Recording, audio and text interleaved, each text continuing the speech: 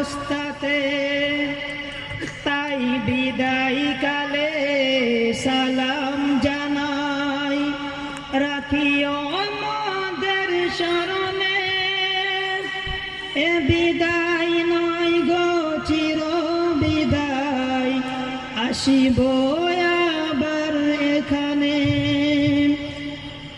দীর্ঘদিন ছিলাম মোরা, দীর্ঘদিন ছিলাম